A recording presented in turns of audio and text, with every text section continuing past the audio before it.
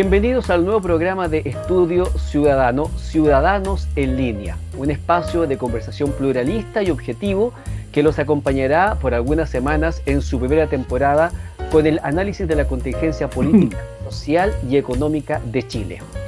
Ciudadanos en Línea quiere ser el programa que dé cabida a personas como usted que desea involucrarse en los procesos nacionales como lo hacen nuestros invitados panelistas del programa de hoy. Nuestro principal compromiso es tener un panel pluralista donde todas las voces estén representadas de un programa a otro y también con el dato lo más objetivo posible. Nos pasa mucho que uno ve programas a nivel nacional, en la televisión tradicional, y a veces uno echa mucho de menos el pluralismo, porque parece que están todos los invitados de un programa de un solo lado, con una sola visión, y otras veces también uno se sorprende mucho, especialmente cuando se sabe que detrás de estos programas hay periodistas, se sorprende mucho de la falta del dato concreto, preciso, exacto, y lamentablemente cuando se trabaja con datos imprecisos, entonces la posibilidad de llegar a conclusiones cerradas es mucho mayor. Por eso que la idea es poder conversar no solamente con ciudadanos que tienen experiencia, que tienen un conocimiento, que tienen una visión de vida, sino que hacerlo también en un espacio de tolerancia, de pluralismo, como ya he dicho, y también con el dato objetivo verificable.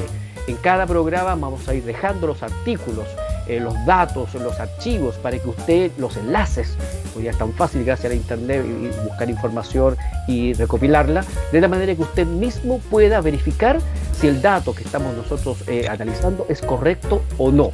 De tal manera de que incluso nos avise si estamos equivocándonos, porque nosotros queremos realmente, nuestro compromiso es entregar un programa que sea realmente útil al debate nacional. Y de esa manera, y como principal ingrediente para esta fórmula que les estoy comentando, los invitados son lo fundamental, y desde ya entonces presento a los que me acompañan. He tenido la gentileza de aceptar esta invitación de Estudio Ciudadano para este primer capítulo de Ciudadanos en Línea. Bienvenido entonces Pedro Iturrieta Vergara, psicólogo y trabajador social, Fernando Palmatapia, ingeniero informático, y Cristian Larraín Ríos, abogado. ¿Cómo están? Muy bien, muchas gracias por la invitación, Alejandro. Todo bien, gracias por este gentil invitación. Yo feliz realmente tenerlo acá. Nos conocemos de distintos momentos, de distintas conversaciones con todos ustedes. Hemos grabado algunas entrevistas y conversaciones muy interesantes y útiles sobre las materias que son propias, especialmente de su profesión. Así que desde ya dejo hecha la invitación a los amigos y amigas que están viendo este programa, para que si quieren saber más de Pedro, de Cristian y de Fernando, los busquen en estudiociudadano.cl. Ahí están los programas, ahí están las conversaciones, ahí está un cúmulo de experiencias que hemos querido entregarles a través del tiempo con esas conversaciones útiles, tan útiles como la que esperamos tener el día de hoy. Y para introducir entonces el capítulo principal o el primer tema de esta conversación, indudablemente que hay que analizar lo que ha pasado con las elecciones, las recientes elecciones del 15 y 16 de mayo, que indudablemente se convirtieron en un batatazo, han remecido la política nacional. ¿Quiénes son los ganadores? ¿Quiénes son los perdedores? ¿Qué era lo previsible? ¿Qué fueron las sorpresas? ¿Qué va a pasar con la irrupción de los independientes? Es parte de lo que vamos a conversar en un primer bloque con nuestros invitados. Yo les quiero compartir un Twitter que hace algunos días escribí, porque a mí me gusta de alguna manera, no sé si lo estoy compartiendo desde ya, caballeros. ¿Sí? ¿Se ve? Sí, se ve perfectamente. Ya, perfecto, gracias, me están ahí retroalimentando sobre la transmisión, porque el día 11 de mayo yo dije que hacía un vaticinio, y era básicamente que iba a aumentar un poco la centroizquierda en su votación, que la centroderecha iba a reducir su votación y que la derecha más dura iba a obtener tal vez un aumento. También esto último algo le anduvo achuntando, porque sabemos que personajes como Teresa Marinovich salieron triunfadoras, van a ser constituyentes. Estamos hablando de un personaje polémico, bastante atacado por algunos sectores. Tampoco creo que me equivoqué cuando dije que la centroderecha iba a reducir su votación. Ahí parece que hay mucha gente lloriqueando. Y cuando hablaba de centroizquierda, debo confesar que me refería más que nada a lo que era actualmente Unidad Constituyente, la ex Concertación, y yo no preví, ahí no me voy a subir al carro de la victoria como analista electoral, no preví este aumento, este batatazo que tuvo, por un lado, la lista del pueblo y esta alianza entre el Frente Amplio y el Partido Comunista, que han generado entonces un polo de izquierda más radical, muy potente, muy poderoso, y que hoy día obviamente está preparando una candidatura presidencial. Y bueno, y ustedes ya han visto las noticias un poquito de todo lo que ha pasado. Así que para analizar tanto mi vaticinio como los resultados y todo lo que ha pasado estos días, vamos entonces a iniciar la conversación dándole la palabra a Pedro Turrieta. Pedro, por favor, parte tú con este análisis y esta conversación que estamos iniciando. Gracias, Alejandro.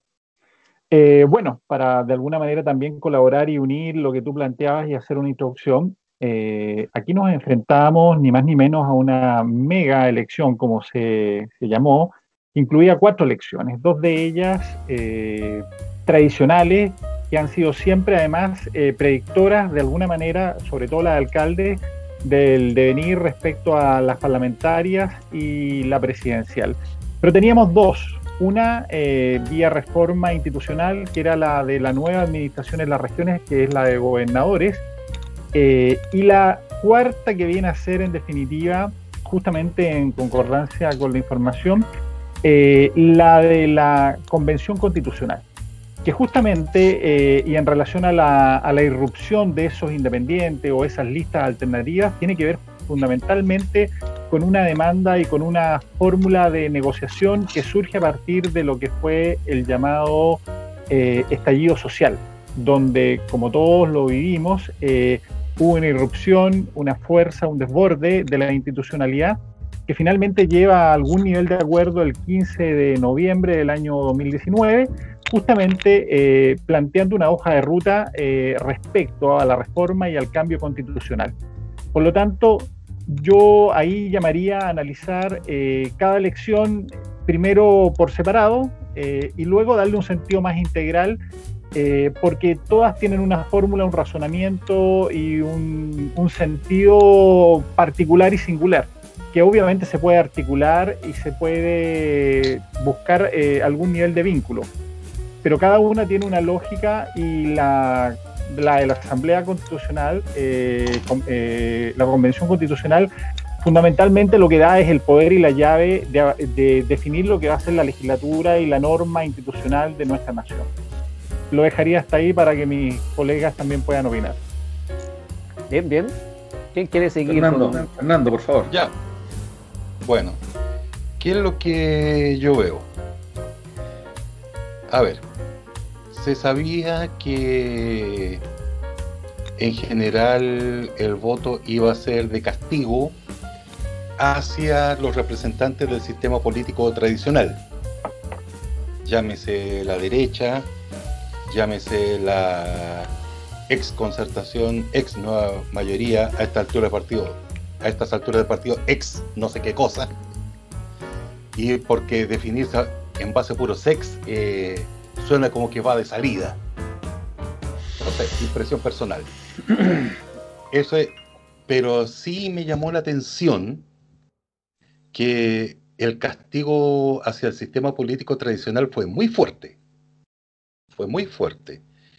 Que de hecho todos los partidos tradicionales, por decirlo así, quedaron, no, en general todos los partidos, me corrijo, todos los partidos quedaron a medio morir saltando, incluso los partidos de la izquierda más dura, por decirlo así. ¿Y eso por qué lo sabemos? Porque, fíjense, salieron elegidos 48 independientes. Que esto es la famosa lista del pueblo, que está dentro de los independientes, la gráfica que mostró Alejandro. Y que son gente de izquierda, sí, pero no quieren nada con los partidos, con ninguno. Ni siquiera con el Partido Comunista, ni siquiera con el Frente Amplio. Entonces, es una situación, ¿cómo poder decirla?, que te desordenó el naipe. Ya cambió el tema. Otra cosa también que tienen que tomar nota todos los analistas: están pasando muchas cosas fuera de la caja. Si miramos mucha campaña que se hizo por radio, mucha campaña que se hizo con los medios tradicionales. Lo más novedoso, hubo mucha campaña que se hizo a través de Facebook, en que se pagaba publicidad, pero resulta que especialmente estos candidatos independientes o candidaturas no de élite, digámoslo así en general, se movían por Instagram, se movían por TikTok, se movían por WhatsApp. Entonces, están ocupando otras redes sociales, donde ahí se concentran. Entonces, ¿cuál es la advertencia que deben recibir los políticos tradicionales? Oye, tu electorado, tu audiencia, tus potenciales votantes no van a ir hacia ti. Tú tienes que ir a buscarlos. Y tus potenciales electores, tus potenciales votantes están en otros lugares, están en otros foros, están hablando otros temas. Sí, de hecho, que se ha hablado mucho, que a gente que vive el día a día en forma mala, en forma dura, no le interesa, por ejemplo, que el Congreso sea unicameral o bicameral. Le importa que tener acceso a subsidios, porque con el sueldo que gana no alcanza a llegar a fin de mes. Entonces, ya es un nivel de aterrizar. Otra cosa que está consolidado, que da lo mismo el dato duro. Increíble. ¿Por qué? Porque ahora vivimos la política del me gusta. ¿Y qué es el me gusta? Una emoción. Una reacción que sale de la guata. ¿Ya? Así. Hey, guata, palabra de origen mapuche. También. Así que, entonces, tú puedes decir, ¿qué es lo que pasa con el gobierno actual? No, pero hemos puesto no sé cuántos miles de millones de dólares. Y somos de los que han puesto más plata a nivel mundial. Y puede que sea cierto. Puede que sea cierto. Pero, ¿qué le queda a la persona?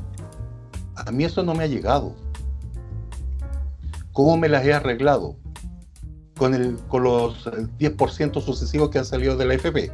Y con eso me he dado vuelta de una manera o de otra. Y yo siento que con eso he salido adelante. Porque no califico para bonos, no califico para subsidios, para lo que sea. Entonces se está reformulando. Y eso es interesante desde el punto de vista de mi especialidad. Hay un uso intensivo de tecnología, pero es una tecnología barata. ¿Ya? Claro, que les permite organizarse. Dato duro, como te gusta a ti, Alejandro.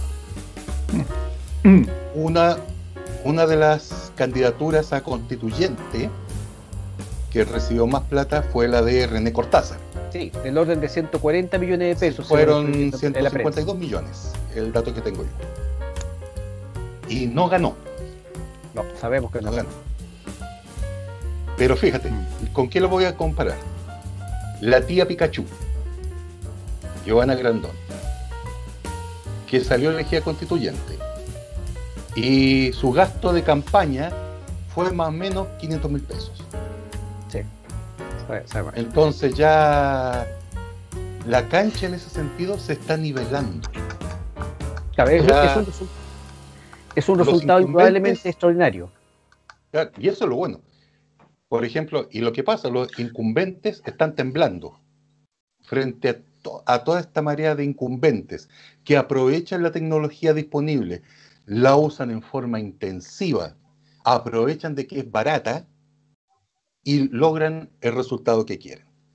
Terminemos esta primera ronda, Fernando, dándole la palabra ahora a Cristian para que haga este análisis preliminar de qué fue lo que pasó, Cristian. Tú también te mueves por ahí en otro ambiente, así que me imagino que tienes otra visión que contarnos también, aparte de la que nos ha contado Pedro y Fernando. Mira, Alejandro, yo soy muy aficionado a la historia en general la historia de Chile en particular, no es que sea un experto ni mucho menos, pero soy un buen aficionado. Y si hay algo que yo noto en la conversación pública, es una ausencia de un relato compartido en los últimos 35 años. Tal vez existe y yo no lo conozco, pero por lo menos yo como ciudadano común y corriente que leo el diario, escucho la radio y me sumo a las redes sociales, no lo escucho. Y particularmente lo que es más complejo todavía de pedir es algún relato común, serio, relativamente estudiado, al estilo de lo que podría hacer don Pedro Iturrieta, porque yo conozco mucho a Pedro y sé que es un hombre muy serio en su análisis, no es chiste. Un análisis serio y profundo respecto de qué fue octubre del 2019. Porque lo que pasó el fin de semana pasado no se entiende sin octubre del 2019, ese es su origen, directo. Realmente. Tiene un origen mucho más antiguo, pero yo hoy día estaba en la mañana temprano en una seminario del CEP sobre los resultados del fin de semana, muy interesante, muy académico también, por lo mismo, muy sereno, sin pasión política. Y la analista Loreto Cox decía que ella tenía un registro absolutamente impresionante en el mundo de degradación de la confianza pública a los partidos políticos. Según la información que ella daba, lo estoy citando a memoria, ella decía que en los años 90, a principios de los 90, al final de la dictadura, el 80% de los chilenos, 80% de los chilenos adhería a algún partido político. Y en la última cuenta que tenía ella, que era algo así como de enero, decía que era algo así como el 5 o el 7. O sea, decía que haya bajado un 90% la adhesión a partidos políticos en algo así como 25 o 30 años era absolutamente increíble en cualquier parte del mundo. Ha sido una pérdida absoluta de confianza. Entonces, en ese contexto, analizar, si no tenemos una cierta visión común de lo que pasó desde los mediados de los 90 para acá, y no tenemos algunos vínculos en común respecto a lo que pasó el 19 de octubre y los meses siguientes, los 60, 60, 70 días siguientes, es difícil concordar algo acerca de lo que pasó el fin de semana pasado. Entonces yo creo que nosotros vamos a hacer intuiciones, sentimientos, que es muy legítimo, y yo por lo menos lo que quiero aportar, porque aportar mis sentimientos aquí más que mis decisiones, porque es muy difícil evaluar esto en algo tan fresco, tan apasionado, que genera tanta pasión y dolor. Y algo hablamos, Alejandro, alguna vez la otra vez, pero quiero citarlo muy brevemente. Yo creo, estoy convencido, hasta donde se puede estar convencido de estas cosas, porque no tengo certezas, pero sí intuiciones, que la derecha y la izquierda, no por mala intención, sino que porque está en su ADN ideológico, interpretó lo que pasó en octubre necesariamente desde el punto de vista, voy a ser reduccionista, desde el punto de vista del índice de Gini. Es más que eso, ¿cierto? Pero estoy reduciéndolo para hacerlo un poco más claro, más pedagógico. Desde el punto de vista de la desigualdad. Entonces Chile es un país muy desigual y en consecuencia la gente reventó. Yo creo que esa explicación es tremendamente sesgada, parcial, por supuesto que es real, en parte, ¿cierto? Probablemente las diferencias sociales en mucha gente afectaron, pero diferencias sociales en Chile han existido siempre. No son, en mi opinión, lo que hizo explotar la olla. La olla siempre estaba caliente, pero explotó. Y explotó por desconfianza en la política. Por eso partí por los partidos políticos. En mi opinión, no el único, pero de los 5 o 6 elementos más importantes que hicieron explotar el país fue la desconfianza de los chilenos a sus autoridades.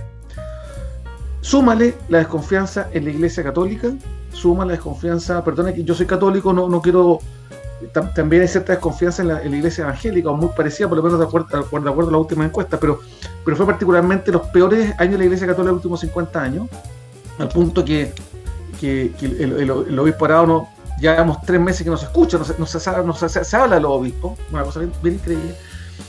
La desconfianza en Carabineros, antes del estallido, antes del uso de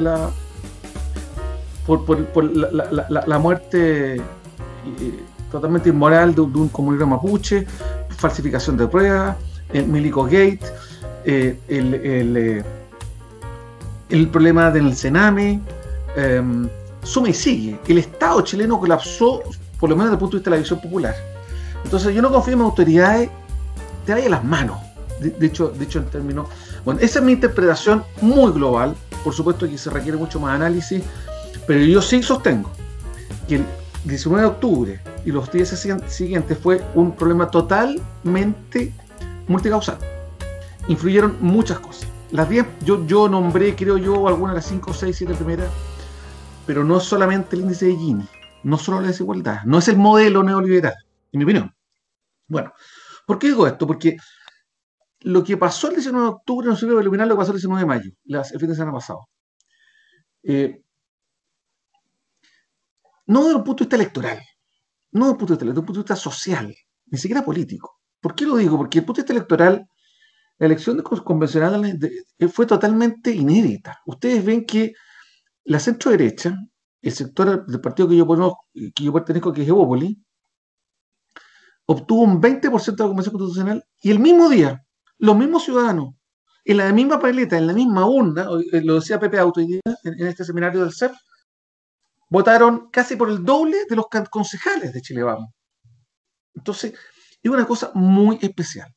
Entonces, si yo interpreto aisladamente lo que pasó el fin de semana, es un inmenso fracaso de la centro-derecha, entre otras cosas, ¿cierto? También de la democracia cristiana, también de la izquierda, de la centro-izquierda, pero además puede serlo, pero además está alterado por un sistema de votación inédito. Nunca, hasta donde yo sé, en ninguna votación en Chile habíamos ocupado un sistema de paridad tan exigente como este, que perjudicó a las mujeres más. Porque fueron más las mujeres que se dieron sus puestos a los hombres que los hombres sus puestos a las mujeres. Nunca, hasta donde yo sé, habíamos tenido una elección escaño reservado. Jamás he tenido escaño reservado. No lo recuerdo, no tengo idea. Y además esto de las listas... Esta es primera vez. Las listas de independientes, Fernando. Entonces, eso alteró completamente la previsión de los cálculos. Yo voté a prueba el año en octubre y voté muy convencido. Y he estado a punto de decirme, pero esta semana me he forzado a decir, pero ¿por qué me voy a desdecir? Lo que a mí me falló, y creo, perdóname, no me quiero disculpar, tal vez estoy equivocado y someto por favor a consideración de ustedes los argumentos que les voy a dar, por favor critíquenme. Pero en mi análisis, yo dije lo siguiente.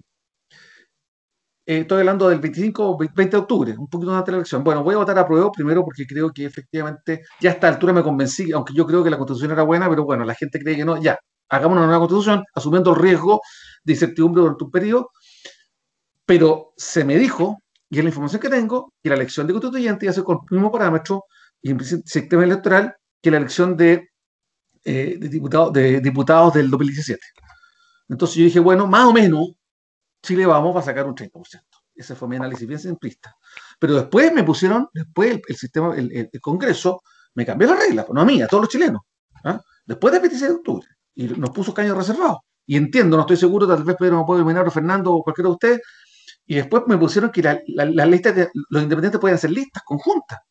Me cambiaron el sistema completo. Entonces, fracasó mi análisis personal y particular, fracasó por completo porque cambiaron las reglas desde que yo voté a prueba hasta que voté por mi hermana Reina, en este caso, por constituyente. Entonces, lo que pasó el fin de semana pasado es un poco más aislado del contexto general que estamos. ¿Por qué? Porque cambiaron las reglas electorales, tanto así que en el fondo la derecha, en concejales, obtuvo la centro-derecha, Chile Vamos, y la centro-izquierda obtuvo más o menos lo que era previsible obtener, porque eran otras reglas. Entonces, como cambiaron las reglas electorales, hubo mañosamente, en mi opinión, no sé si mañosa en sentido doloso, sino que mañosamente en sentido de que yo encuentro inmoral. No te pueden cambiar las reglas de votación. Tú votaste bajo un cierto esquema, aprobamos, hicimos la prueba, a eso me refiero. Y la prueba ganó mayoritariamente bajo un cierto esquema y después lo cambiaste. Entonces, me parece que el resultado es engañoso. No obstante, para terminar y darle las palabras a ustedes, no obstante, que yo creo que es engañoso desde el punto que estoy diciendo, no se puede cambiar. La convención es lo que es y tenemos que nadar con los remos que tenemos, no hay otra. Yo no quiero cambiarla. Creo que sería, desde el punto de vista Estado de Derecho, desde el punto de vista de la supervivencia de la democracia, no estoy exagerando, creo que sería perjudicial hacer cualquier cambio en cualquier sentido a las reglas ya establecidas. Y por eso me produjo desazón, casi depresión, escuchar a Benito Baranda diciendo que está de acuerdo con modificar los 2/3 para los votos para la aprobación de la nueva constitución. Lo encontré escandaloso, me produjo de un hombre que yo encuentro que es un santo prácticamente, porque de Baradit no espero nada, no en este aspecto me refiero, pero de Benito Baranda, es una cosa así. Bueno, esa es un poquito mi visión global. Entonces, lo que hemos vivido los últimos 30 años no es exactamente reflejo de lo que pasó el fin de semana por un cambio arbitrario, en mi opinión, por favor corríjame si estoy equivocado, de las reglas electorales de la convención, distinta, nunca aplicada en la historia de Chile en otras elecciones.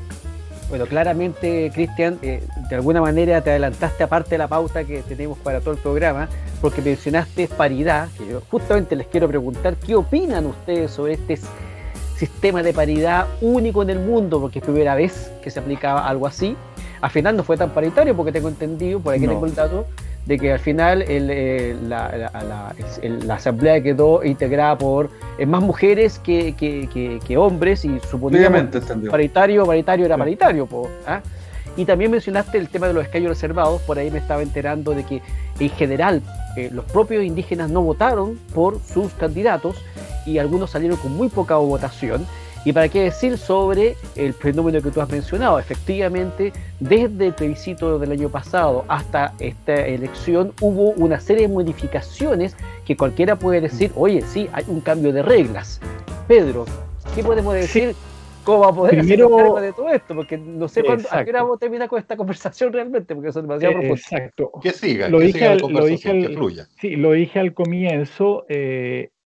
Son 4 lecciones que hay que mirar detenidamente una por una, porque cada una tiene una lógica distinta. Vincularlas, podemos hacer el ejercicio de intentar vincular una y otra, o las 4, pero dada las razones y los fundamentos que plantea Cristian, obviamente que es más complejo poder supeditar todo simplemente a la Convención Constitucional, donde obviamente hay reglas totalmente distintas, diversas. La paradoja la tiene la democracia cristiana, que tuvo un buen resultado en municipal con alcaldes, aumentó concejales, tuvo una buena performance en gobernadores. De hecho, en la región metropolitana pasa con la primera chance Claudio Rego, y fracasa en la Convención Constitucional y tenía hasta ahora 1 o 2 representantes. Entonces, se ha intentado focalizar... Pedro, para darte el dato al tiro, según la última información que yo tengo, por lo menos, tenían 2 y se les cayó 1, así que solamente habría quedado Fuacha ahí como único representante de la Asamblea Constitucional por la democracia cristiana. Y el otro dato, aprovecho de decirlo, de que efectivamente también, de acuerdo a la última información, puede que por ahí salga algún dato extra. Según el último listado, la Asamblea Constitucional estaría integrada por 81 mujeres y 74 hombres. No sé si eso es 100% paritario, Pedro. No, pero claro, cercano. Ahí. Exacto. 51%, 48%. El punto es entonces que en qué nos detenemos y qué analizamos. Si nos vamos a fijar exclusivamente en la Convención Constitucional, creo que la mayoría, y ahí se cumple la lógica de lo que plantea Cristian, de los partidos tradicionales tiene un revés. De partida, Chile Vamos no alcanza el tercio, llega a un 23%. Ningún partido de los que integra Chile Vamos obtiene una representación similar, incluso a la que obtuvo en la Cámara de Diputados. Evópoli tuvo 6 diputados, tiene 5 representantes, sumados a algunos independientes. La UDI un poco menos, y Renovación creo que alcanza los 17. Lo mismo pasa dramáticamente con la democracia cristiana, el PPD que obtiene también algo por ahí, 5 o algo por el estilo. Es decir, el rebaraje que hay, producto de la reestructuración y del sistema, lleva directamente a entender que hay de alguna manera hay una reorganización de las fuerzas políticas y del cuadro político como lo conocíamos hasta ahora. Eso es innegable, y con el fuerte ascenso de fuerzas políticas territoriales organizadas, algunas en listas ya más formales como la lista del pueblo y otras como independientes no neutrales, que finalmente tienen un denominador común. Efectivamente, no se hacen parte ni se vinculan directamente con los partidos políticos. Y ahí hay un primer elemento que quizás la ciudadanía quiso de alguna manera destacar o diferenciar en esta elección específica. Lo otro que vemos, hay un evidente ascenso y ruptura generacional. Cristian hablaba del cambio del relato, que no hay un acuerdo, no hay un consenso. Lo que sí vemos es un ascenso, por lo menos en la fuerza de la Convención Constitucional, de un sector abiertamente rupturista y crítico de lo que son los últimos 30 años de la política económica, social de nuestro país. Y sobre eso, obviamente, no hay mucha interpretación. Hoy día, inclusive, aparecía un listado en el Mercurio donde habían 96 convencionales que eran partidarios en restringir, en alguna medida, no digo total, pero en alguna medida la inversión extranjera. Eran partidarios de restringir inversiones en áreas estratégicas. Y hay algunos, obviamente, que son absolutamente claros en que van a ir por una opción de toma de posesión o de control mayor del Estado sobre el agua, sobre bienes naturales, etc. Entonces, lo que se va a escribir y lo que se va a diseñar ineludiblemente tiene un vínculo directo con lo que se ha ido hilvanando desde el 18 de octubre en adelante. Ahora, esto supedita totalmente nuestro destino, no del todo, porque el sistema que tenemos para poder elegir y definir lo que son las autoridades, y con esto dejo el pase a mis demás colegas, sigue siendo el tradicional. Sigue siendo el que conocemos. No hay este criterio de paridad, salvo las cuotas que hay para la inscripción de candidatos. No está este rigor de incorporar un segmento obligatorio de pueblos originarios. Las reglas son más o menos las que hemos tenido hasta por lo menos el 2017 y que nos permitían una cierta certeza y predictibilidad. Lo que sí comienza a surgir, y lo voy a dejar instalado acá, sí comienza a surgir una voz disonante de los integrantes electos de esta Convención Constitucional, que ahí yo creo que hay que poner también el foco. No todo está cerrado, las reglas no están de alguna manera aparentemente grabadas en piedra. Lo plantea Benito Aranda, pero no el único. Hoy día ya Daniel Jadue lo que plantea, por ejemplo, es abrir la opción para el Congreso, para las parlamentarias de este año, a listas independientes, similar al formato que se ocupó en la Asamblea, en la Convención Constitucional. Y bueno, habían apuestas más peregrinas en algún momento de candidatos como Mesina o Atria, Atria este último fue electo, de que la misma Convención Constitucional debe generar sus propias reglas y definir, por ejemplo, si va a respetar o no respetar el quórum, los tiempos y plazos definidos, entre otras cosas. Inclusive, eso es una brutalidad antidemocrática, un insulto a la democracia, porque cambiar las reglas con las cuales la gente te votó es de una inmoralidad políticamente hablando. Perdona que he interrumpido, Pedro, pero es que la pasión me supera. Desastrosa, o sea, impresentable. Perdón. Entonces, considerando, y acá tomo lo que planteó Fernando, de la sensación del like, de la guata, del me gusta, de la emocionalidad pura, creo que no hay que perder tampoco la guía más allá de los datos duros, de la emocionalidad que se va a instalar en esta Convención Constitucional. Creo que ese es un elemento clave, y del ambiente que la va de alguna manera también a intervenir o vincular o incluso, utilizando la palabra que usó algún sector, a rodear. Creo que esa atmósfera también es relevante para poder hacer un análisis más completo e integral, más allá de saber quién es quién, poder también empezar a identificar el ambiente, el clima, la fórmula, la visión que comienza a emanar de esta nueva institucionalidad y este nuevo órgano.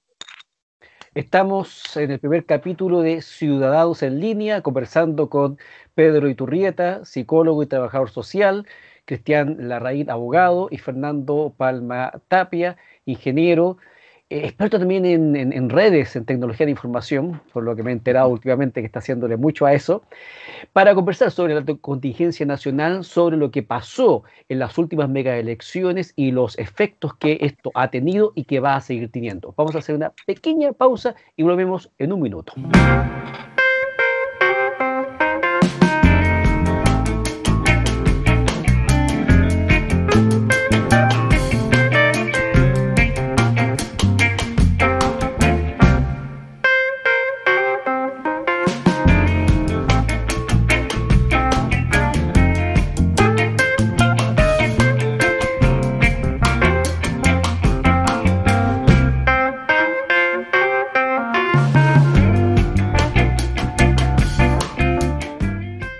estamos en el primer capítulo, bloque 2 ya, de Ciudadanos en Línea. Esta conversación que quiere entrar a su casa para conversar sobre lo que está pasando en Chile, sobre el remesón político de último tiempo, los resultados de esta mega elección y este proceso que se va alargando desde 2019 y vaya a saber cuándo va a terminar. Tuvimos una elección que, tal como decía Pedro, hay que mirarla desde distintos puntos de vista, un poco lo que dice también Cristian, de que nos van cambiando un poco las reglas. Efectivamente, por ejemplo, la elección de los gobernadores se rige por una regla distinta. De los 16 gobernadores, los 16 cupos de gobernación que se estaban viendo, solamente 3 obtuvieron en primera vuelta el 40% o más de los votos legalmente emitidos, y le permitió entonces a esos 3 candidatos instalarse inmediatamente como gobernador electo. Pero ahora, para el mes de julio, tenemos entonces esta segunda vuelta para los gobernadores que van a irse a esta segunda vuelta entre los 2 más votados. Es distinto entonces este modelo al sistema de HOND o cifra repartidora, que es la habitual que hemos utilizado en los últimos años, hace mucho tiempo en el sistema chileno, y también es distinto en relación también a la corrección que la paridad introdujo a la composición de la Asamblea Constitucional o Convención Constitucional. Puede haber diferencia entre Asamblea y Convención, pero eso de que es constitucional es bastante claro, porque no es constituyente como algunos también están diciendo hoy día, o sea, hay poco menos que poder soberano absoluto para hacer lo que se diga. Pero antes de seguir profundizando con eso también, es importante decir que un informe que salió estos días en la prensa señala que estos sistemas, digamos, electorales tienen sus fallas, sus pifias, y esta información señala de que 67 constituyentes fueron elegidos con menos de un 5% de las preferencias. O sea, uno se podría preguntar realmente el modelo que estamos usando para elegir a los candidatos, ¿es el adecuado? Fernando, no cambié la palabra en este momento y luego la damos a Cristian también, que ya tiene claramente opinión de más sobre esta materia. Fernando. A ver, una cosa, a mí me gustaría dividir en 2 cosas. Una, el mecanismo a través del cual se ejerce el voto, y lo otro, la forma de contar los votos para tener un resultado X, que es una autoridad elegida. Nosotros, con el sistema de emisión del voto, que vamos, la fila, el papelito, con el lápiz y todo el tema, que puede ser muy arcaico y todo eso, pero es un sistema ordenado, es un sistema uniforme, fiable a nivel nacional, es un sistema simple, en que usted llega con su carnet, se revisa con un libro, ya, ¿usted está? Sí, perfecto, tome esto, vaya ahí a votar, y vuelve, y si se fijan, en general, los resultados de las votaciones las tenemos dentro del día. En este caso excepcional, ya el 16 de mayo, que se pasó para el 17 de la madrugada, no es porque hubiesen habido fallas, es simplemente que fue una lata contar todas esas sábanas de candidatos y ubicarlo, contar que fulanito, el otro voto es menganito, pero resulta que es un sistema muy válido, que incluso, fíjese el dato, en Argentina, que tiene un sistema de votación que desde mi punto de vista es un horror, y salieron varios estudios a nivel de congreso allá, a nivel de especialistas, expertos en derecho. ¿Y cuál era el modelo que querían seguir? El modelo chileno. Por esas virtudes. Y hay que reconocer, a modo de historia, en los años 50, cuando salió la cédula única, que es el papel del voto que te lo da el Estado. Antes lo ponían los partidos políticos, imagínate. Sí, claro, es importante lo que está diciendo Fernando y la acotación que hace Cristian, porque la gente más joven no lo sabe. Bueno, yo me enteré leyendo la historia de que antes, y corríjanme los que más saben, era el partido político el que te pasaba el voto. Sí, Y, en y Argentina es una es cuestión así. que, para que quienes hemos vivido esta democracia imperfecta, como ustedes quieran llamarle, pero democracia al fin y al cabo, era algo como rarísimo que yo iba a un partido, a la sede del partido político y ahí me pasaban el voto y yo después iba a votar. Claro. Rarísimo. Sin Así Alejandro, era embargo, en Chile. había En cohecho. Tú Argentina sabes que los partidos llegan. políticos, me lo decía mi abuela, todos los partidos políticos a la salida de los locales de votación le iban pasando plata a la gente que decía votar por quien tú ibas. Cohecho, pagar por el voto. Cohecho. Perdona. o una Sí, empanada, no. o una empanada, alguna O vez un supe que le zapato. pasaban un zapato, el zapato Sí, Le derecho, el daban un zapato un zapato. izquierdo, zapato. y después le pasaban el otro. Claro. Si Fernando, pero, salía elegido el candidato, le pasaban el otro. Fernando, Interrumpimos, pero Fernando había terminado. Dale. Lo interrumpí sí, yo, perdona, Fernando, la Sí, pasión. no, pero no hay problema. Fue Fernando, a propósito de lo que interesante. estás diciendo, pero es verdad que parece que esta mega elección no fue tan terrible como algunos pensábamos, que se iba a chocanar la gente, en fin, hubo algunos episodios, pero parece que no fue tan terrible. No obstante eso, desde el propio servicio electoral se plantea la posibilidad de empezar a incorporar algunas cosas, como por ejemplo el voto anticipado. No te quiero hablar de voto electrónico porque en general parece que el voto electrónico tiene serios problemas. ¿Tú crees que habría que mejorar algo en la logística del sistema electoral, pensando tal vez en votaciones más masivas? Si se mantiene, por ejemplo, esto de que hoy día los independientes y la gente que no tiene la estructura clásica de partido político se envalentona más y empieza a participar más seguido de la elección y por lo tanto estas sábanas de votos o de cédulas se empiezan a hacer más comunes. Y fíjate que sería bueno. Sería bueno. Como comentaba antes, que gracias al uso intensivo de tecnología barata, asequible para cualquiera puede lanzarse, candidatearse, llegar con sus propuestas, y si la ciudadanía lo estima, vota y sale elegido. Eso para mí es una gran virtud. Y un poco, a raíz de eso, me voy a enganchar un poco a lo que comentaba Cristian. Por ejemplo, el cambio de reglas. ¿Qué fue lo que pasó? Que existía una masa crítica, no voy a decirse mucha, poca, no medio, porque no tengo ese feeling, pero sí una masa en el sentido de criticidad que podía influir. ¿Por qué?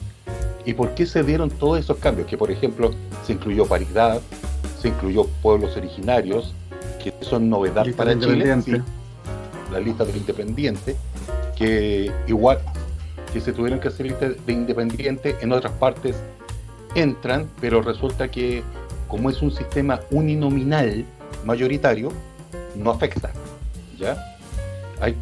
Aquí es porque se privilegia la lista, se privilegia el partido político, y como existe esa desconfianza hacia los partidos políticos en general, entonces por eso surgieron esas modificaciones.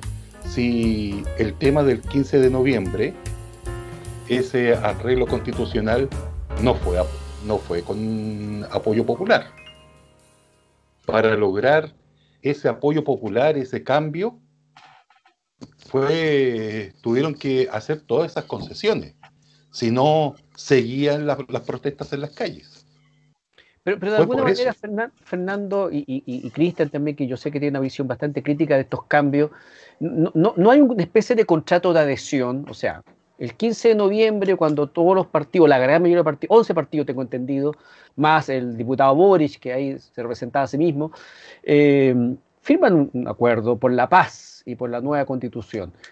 A sabiendas de que igual había algunas cosas como en el aire, un poco no totalmente definidas, pero no parece que después los cambios fueron demasiados. Por ejemplo, yo me pregunto, Cristian, en fin, Pedro, ¿qué representatividad tienen los 17 escaños de indígenas? Mira, Alejandro, yo estoy enojado primero porque me cambiaron las reglas, ¿cierto? Y aquí y por eso que están desprestigiados los partidos políticos y los políticos en general, porque son mañosos para hacer las cosas. Desde el 26 de octubre para adelante, en mi opinión, era sacrosanto, por decirlo de alguna forma dura, no cambiar las reglas. Eso fue lo que se votó. Tú sabes la opinión de los 6 millones de personas que votaron en función de las reglas con las cuales aprobaron la votación. Y las cambiaron mucho. Yendo a los pueblos originarios, yo no sé la cifra exacta, pero los yaganes, no sé si votaron, los changos creo que eran, deben ser 20.000 personas en Chile. Están completamente sobre representados. Te invento, no sé, pues es como haber heredado o tal vez un representante a los testigos de Jehová, por decirte una religión más bien pequeña, reducida, o podría ser a los judíos. Totalmente sobre representados. Tendría que haber habido 500 para poder haber dado, ¿me entiendes? A fracciones tan pequeñas del electorado, darle un constituyente. Yo creo que fue una tontera porque están sobre representados y hay gente que no. Porque la idea constituyente, no obstante que evidentemente de pueblo original es que lleve sus tradiciones culturales, su cosmovisión, está bien eso, pero representa al país. Está haciendo una norma no para su localidad, no es para la municipalidad, no es para el villorrio, no es para la comunidad local. Está haciendo una norma del país que va a durar 50 años, entonces tiene que tener una perspectiva nacional de largo plazo. ¿Cierto? Entonces, cuando tú tienes una realidad local demasiado específica, no sirve. Entonces, yo creo que yo estoy de acuerdo con los pueblos, tal vez con los caños reservados, justamente porque si la Constitución hace todo, pero se sobre representó. En mi opinión, tenía que ir un criterio relativamente objetivo de cantidad de personas. Porque si no, injusto. Se hablaba de 5 o 6 escaños y terminamos en 17. No, es que hay una cosa, disculpa. Sí, dale. Un poco para continuar con la idea de Cristian. Opinión personal. Los escaños reservados para el pueblo indígena totalmente justificados. En el sentido de, como lo veo yo, una justicia con los pueblos originarios. Tratar de equilibrar un poco el... Claro. Ahora, la cantidad, ahora si tenían que ser 17, ¿por qué no podían ser 10? ¿Por qué no podían ser 30? ¿Por qué 17? No, y además se los quitaron los 155. Son adicionales, tal vez, pero se los quitaron los que votaban en octubre. Amate caballo. Pero ¿de por qué surgieron esos 17? Bueno, tomaron como referencia la lógica. El padrón de la CONADI. Que vincula justamente con esto, es la atmósfera, la dinámica en la cual se van a ir dando, digamos, los acuerdos, las propuestas. Se va a parecer a este funcionamiento que hemos visto últimamente, donde se va reformulando lo que antiguamente era, se va modificando conforme a mayorías de contingencia, presiones.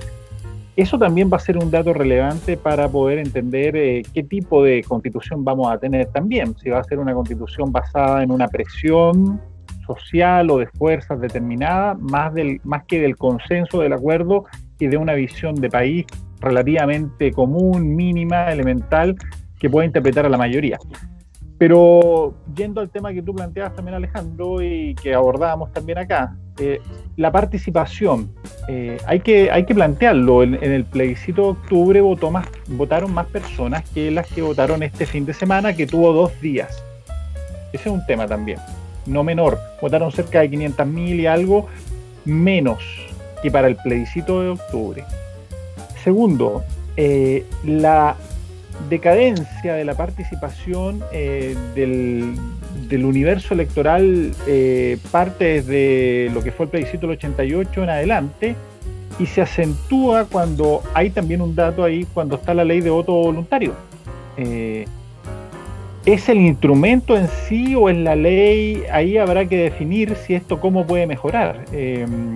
Porque hasta que no se implementa el voto voluntario, el universo, claro, era más constreñido, más acotado, pero la votación era no inferior al 80%. Llega el voto voluntario y la votación es relativamente, la última fue el 43%, la de este fin de semana, 43%. Y eso es también inquietante. Se apostó que esta era la elección más grande, era la casa de todos, era la elección madre, por así decirlo, y solamente contó con el 43,3% de los electores. ¿Qué opina el 57,7% restante? ¿No le interesó? no vio prioridad. Algún día y en algún momento podremos abordar eso y saber, pero no deja de ser inquietante que aquello que se ofreció y se propuso como la gran respuesta a lo que fue el conflicto social del 2019 haya tenido un aval y una vara tan baja.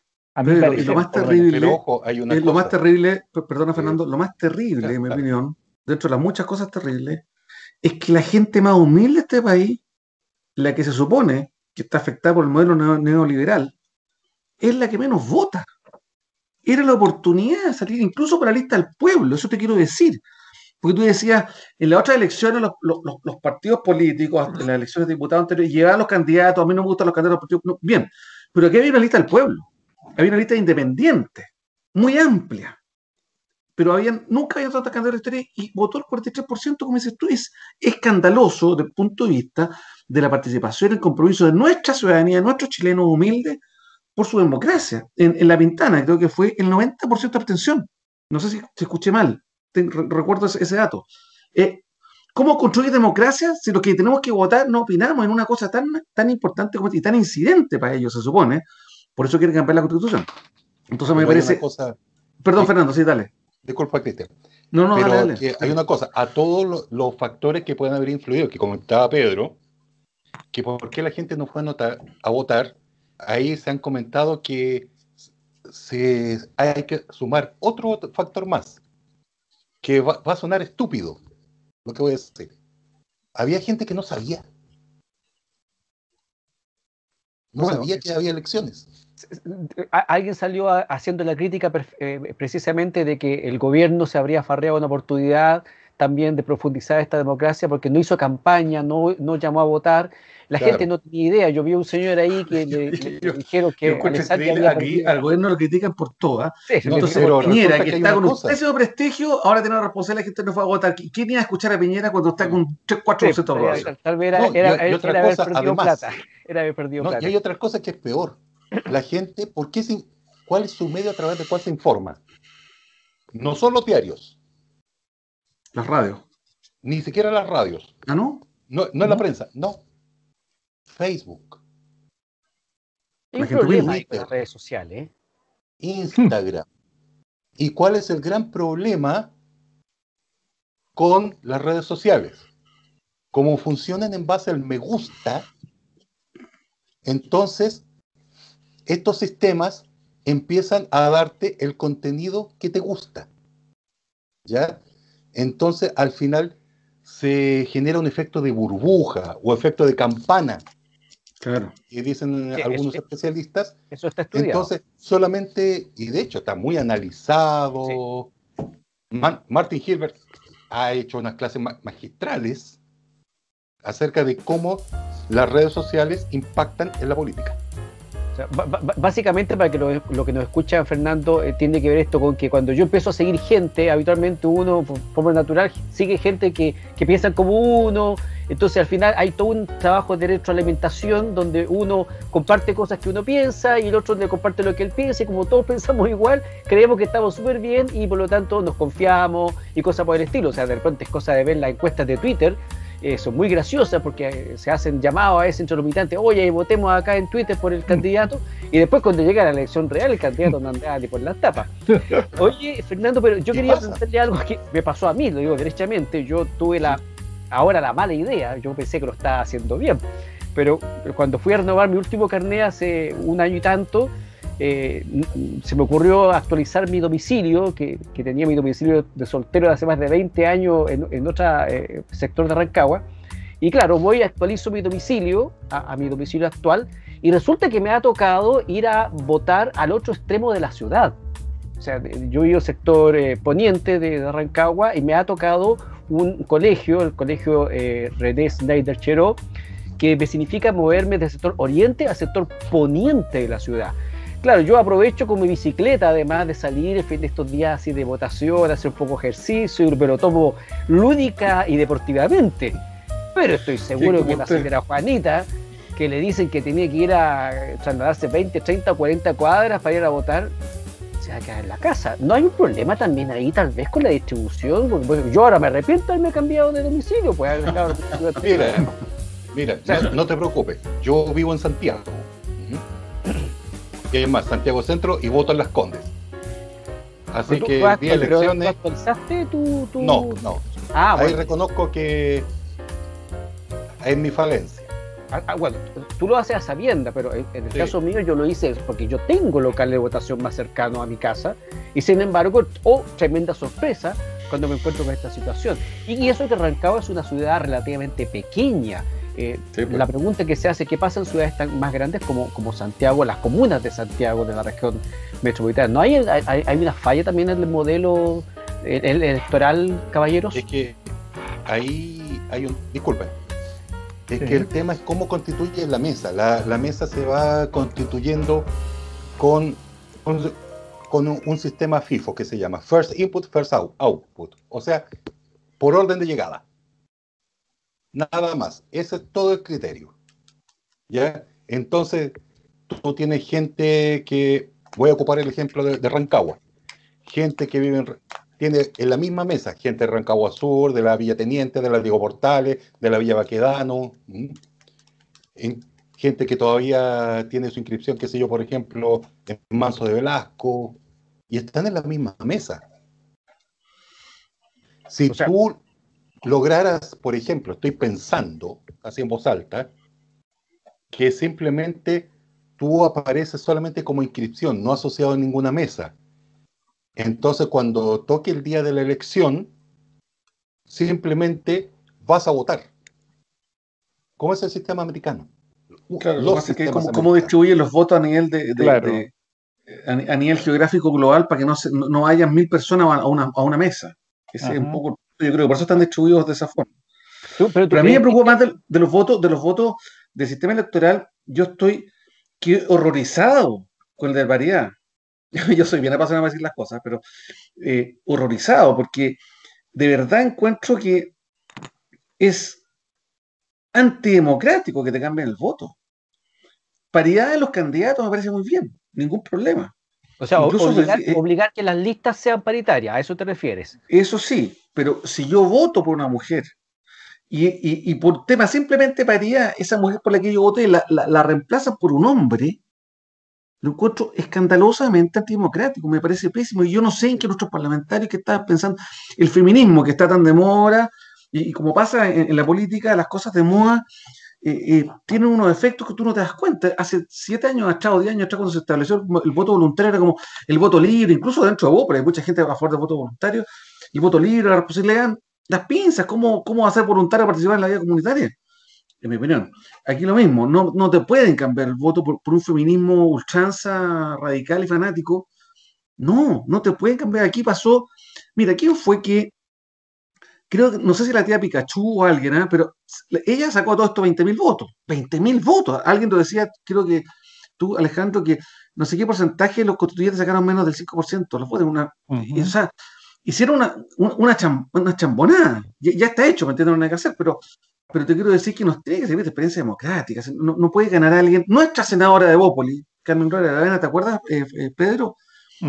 Que la arrastró Felipe Kast, sacó el 1,6% de los votos.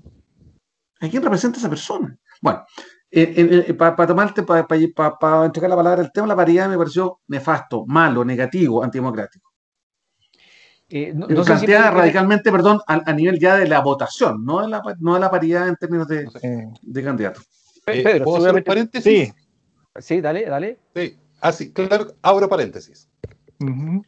Voto voluntario, una de las condiciones para que Chile ingresara a la OCDE. Que estaba también con el tema de la ley de lavado de activos, la persecución penal de las personas jurídicas, todas esas condiciones que tenía que cumplir Chile para su admisión en la OCDE.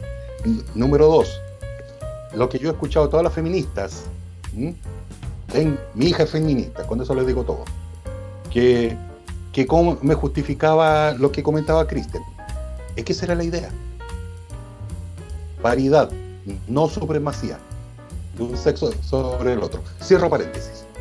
Ya. Pedro. Fundamentalmente yo reitero el el tema que se ha ido planteando acá, que no es espontáneo. El surgimiento, por un lado, de independientes, la baja participación, tienen que ver fundamentalmente con un elemento relacionado justamente con aquello que se está convocando a participar. La participación, en este caso del 43% del universo de votantes potenciales, nos habla aparentemente que hay un sector no menor, que es mayoritario en concreto, que optó por no asistir y no concurrir a este evento, que tenía toda la publicidad y tenía todo el respaldo para poder hacerlo. Y esa es una razón que a mí me inquieta. Podría ser derechamente por motivación, porque le queda el local lejano, o podría sentir el ciudadano que no participó que derechamente esto no cambia ni influye en su vida. Y cuando eso sucede, comienza a haber un deterioro mucho más profundo, fundamentalmente, de lo que es la creencia democrática. Y que podría tener un correlato con la cantidad de personas independientes que fueron electas también. Es decir, cuando yo empiezo a escoger personas que tienen una denominación o una etiqueta de independiente versus los políticos, lo que yo estoy diciendo es que estos señores de acá representan los males totales o significativos de una sociedad, y que no están tan alejados de lo que las encuestas arrojan, y no solamente las recientes.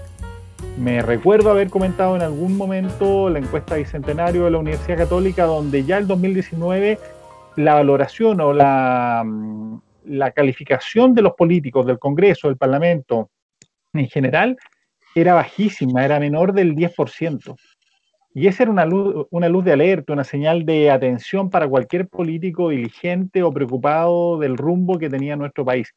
A mi parecer, todo esto también tiene una base del distanciamiento que se generó y del estancamiento del vínculo con los ciudadanos. De allí también, y acá termino, que en gran medida se comience a valorar más a aquellos personajes más cercanos, más vinculados con el terreno.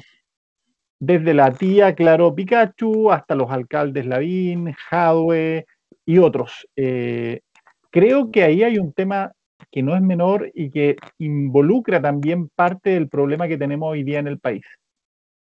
Yo les voy a confesar algo, caballeros. Yo por primera vez en mi vida anulé un voto, que fue el voto de los constituyentes. Y de alguna manera me siento muy identificado con lo que ha dicho Cristian, en el sentido de que, bueno, ¿por qué voy a votar por los mismos de siempre, que además, entre otras cosas, no han hecho la pega durante décadas? Pues mi opinión personal ha sido de que todo este proceso es un verdadero fraude, porque estamos hablando de grupos políticos que han gobernado 30, 40 años. Entonces me parece un poquito un chiste de mal gusto que me vengan a decir, mira, como no hemos hecho toda la pega durante estos 30, 40 años, ahora la vamos a hacer con la nueva Constitución. Eso me parece, a mí no resiste mucho análisis. Pero tomando un poco las palabras de Cristian, en el sentido de que ¿por qué yo habría de votar nuevamente por aquellos que me están defraudando, me están cambiando las reglas? Y les quiero dejar planteado entonces esta pregunta para el inicio del próximo bloque, porque estamos en el momento de la pausa ya, respecto precisamente de la confianza que uno puede tener en los políticos actuales que han salido vapuleados después de esta elección, y uno lo puede entender razonablemente, porque tú dices, Cristian, me cambiaban las reglas.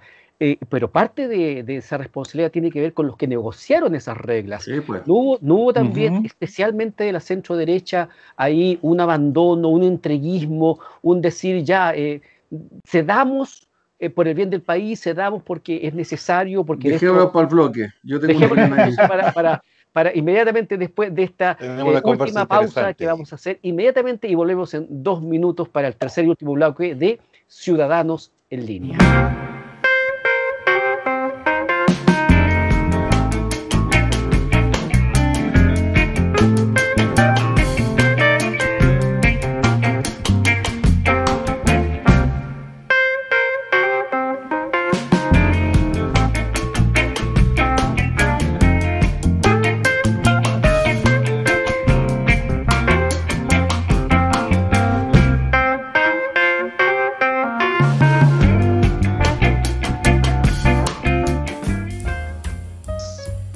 Estamos conversando en Ciudadanos en Línea con personas comunes y corrientes como usted, como yo, que tienen alguna experiencia profesional, que tienen también alguna experiencia política, pero que en general no son los que nos han gobernado. Oye, quizás si este grupo no hubiese gobernado, la cosa sería distinta, ¿ah?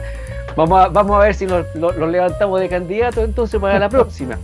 Porque los que han gobernado parece que han defraudado. Yo le atribuyo en parte a la baja participación, a esta reducción en el porcentaje de participación del 50% del plebiscito al 43,35% del padrón electoral en esta mega elección de mayo, en parte a una especie de desconfianza, apatía o desilusión también.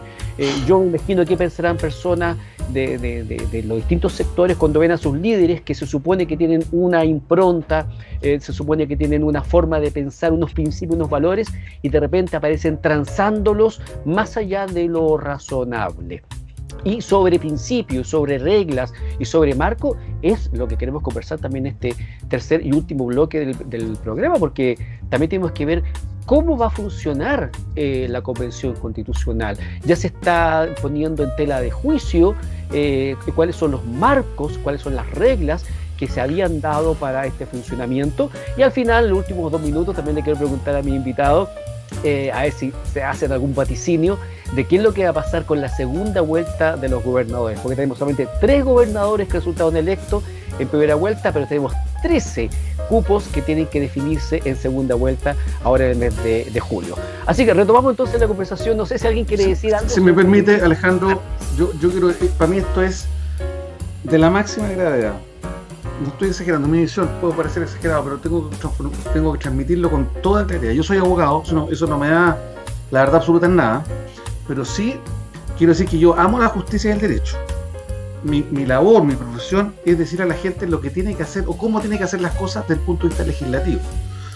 Entonces un cliente me llama y Cristian, pues esto no puede hacer esto, o tienes que hacer de esta forma. Bueno, es absolutamente inaceptable, es inmoral, antidemocrático, incluso te diría que es casi delictual, digo casi, que autoridades designadas de la autoridad constituyente, estoy incluyendo expresamente a Benito Baranda, que yo tengo la máxima estima por él, y a cualquier otro, se arroje atribuciones que la Constitución no te contempla. En esto tengo que ser tajante, no hay matices aquí, lo digo así.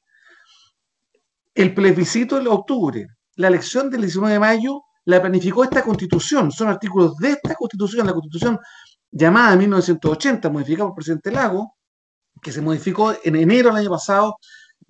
Esa es la Constitución que ordenó hacer este plebiscito. Y esa Constitución le establece un objeto específico a la Convención Constituyente, único y específico, que es redactar un nuevo texto constitucional y proponerlo en el plebiscito de salida. No tiene otra función.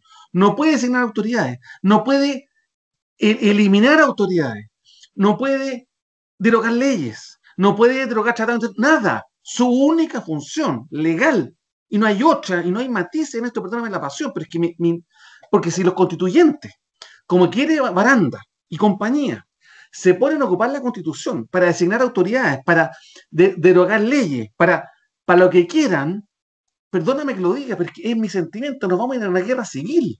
Y no estoy exagerando de largo plazo, porque no están cumpliendo con el objeto, porque ¿qué va a pasar? Que la Corte Suprema debiera pararlo, o el Tribunal Constitucional, no sé exactamente el tribunal, decir, no, pues señor Baranda, usted no puede hacer esto. Ellos van a decir, no, pero si somos la Constitución y somos mayoría, podemos hacer lo que queramos. No, no es así.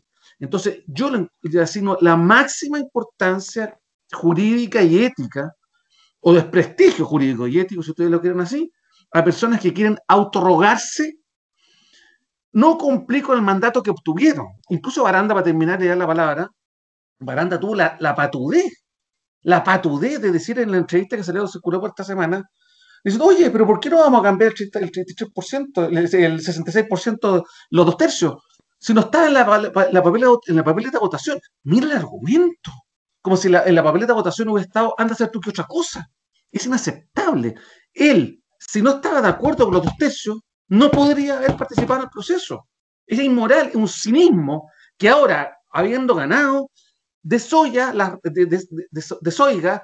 reglas por las cuales fue elegido. Entonces, perdóname la pasión, le doy la palabra, pero estoy enardecido, porque de verdad encuentro que si las máximas autoridades de la República, las que van a ejercer la soberanía constituyente, después de un proceso que lleva 1 año y medio discutiéndose, y el conflicto social en que estamos, entre otras cosas, porque los parlamentarios no cumplen con las leyes y están con bajo prestigio, ellos van a arrogar la patudez ilegal e inconstitucional de asignarse atribuciones que no tienen.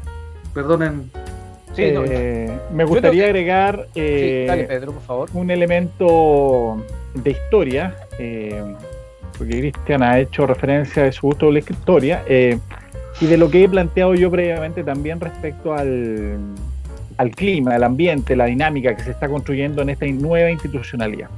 Y lo digo porque más allá de la norma, de la regla establecida, uno comienza a ver elementos que van en una línea aparentemente disidente o derechamente disruptiva de lo que es la regla y lo establecido.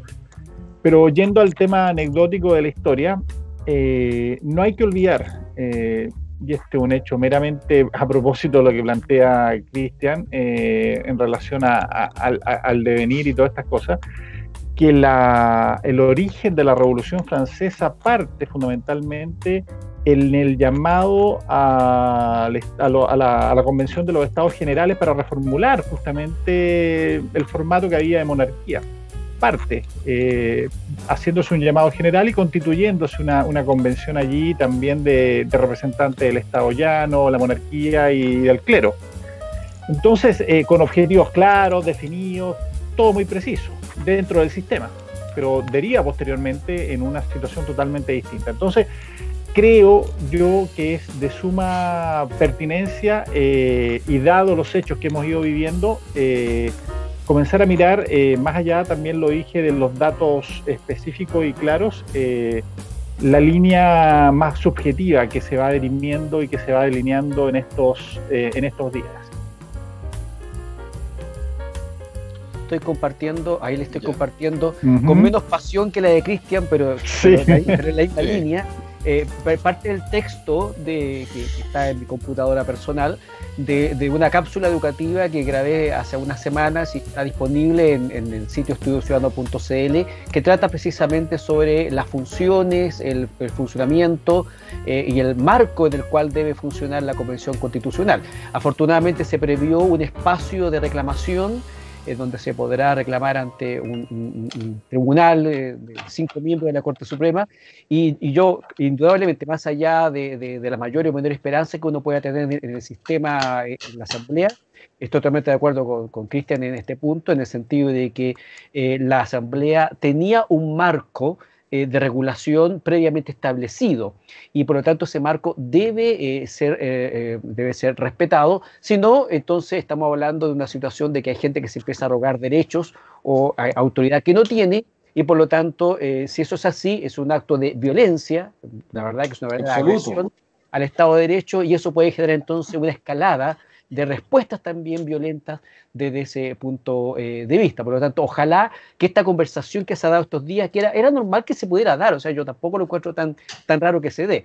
Lo raro y lo grave sería que se terminara entonces, en definitiva, validando esta idea peregrina, esta idea que no corresponde, de que la convención o los miembros de la convención constitucional pueden generar sus propias reglas y cambiar algo tan importante como el quórum para aprobar los contenidos de la Carta Fundamental, que ese es el tema fundamental, y también ahí hay que decirlo, de alguna manera la derecha no se equivocó cuando pensó, oye, atrincherémonos, tratemos de conseguir el tercio y de esa manera entonces podemos bloquear cualquier cosa, y parece que eso no funcionó. Cedo la palabra, caballeros.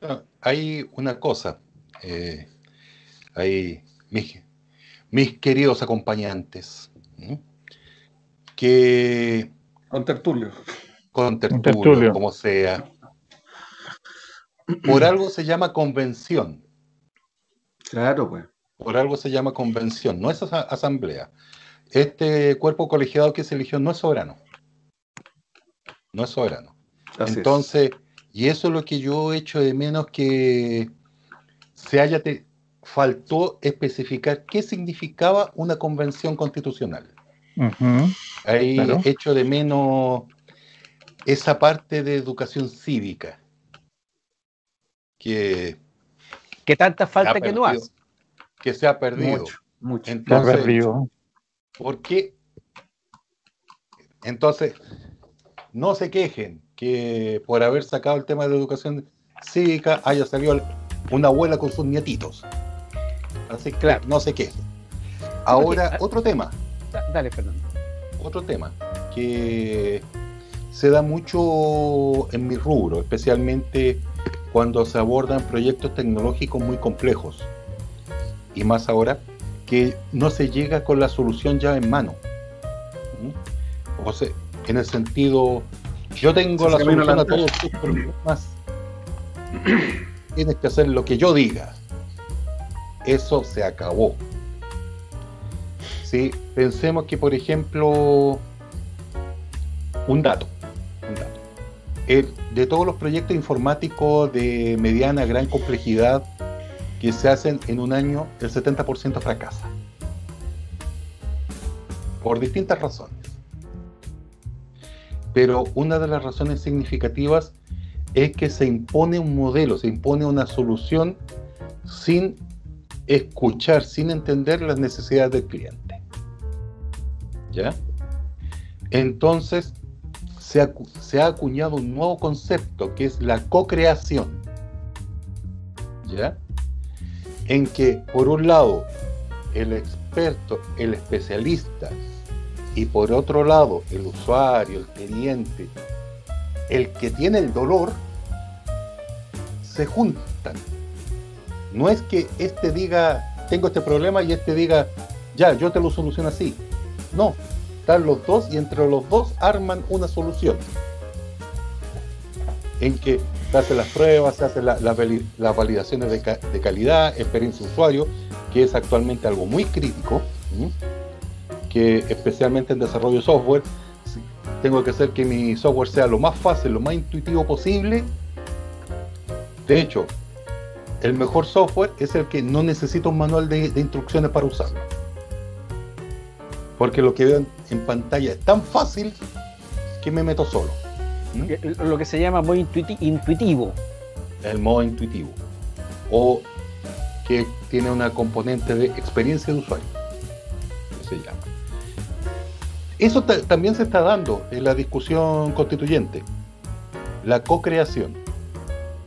Y eso es lo que... ¿Por qué salió esta cantidad grande de independientes? ¿Por qué se está dejando los partidos fuera? Llevémonos más crudo. ¿Por qué estoy dejando a los expertos fuera? Sí.